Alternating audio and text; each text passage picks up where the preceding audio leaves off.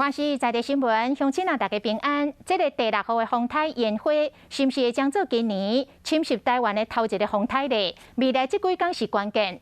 目前这个风台的强度继续咧增强，往西边，也就是往咱台湾的方向一直咧挖过来。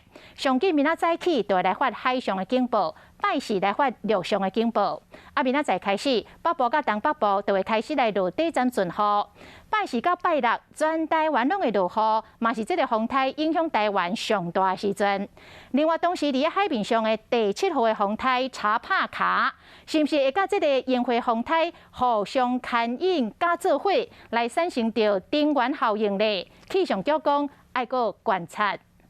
风台叫烟花，时速差不多10公里尔，继续伫台湾东边940公里的海面上。气象局估计，今日这对增强为中度的风台。台风强度还是持续增强，我们预估今天下半天会增强为中度台风。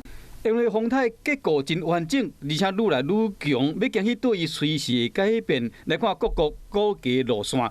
台湾、韩国估计是风台中心较偏北，不过美国、日本、香港认为讲中心会直接登陆台湾。气象局拍算礼拜四发布陆上风台警报。北部沿海地区、东半部沿海地区，包括绿岛、兰屿、恒春半岛和马祖沿海地区，从今天开始一连几天都会有长浪的现象，海面上作业或活动要特别注意。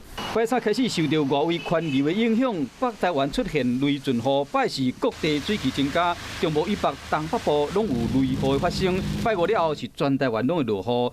那南海有一个第7号的风台叫查帕卡，估计路线会向北还是向西刷震动，对台湾目前无直接的影响。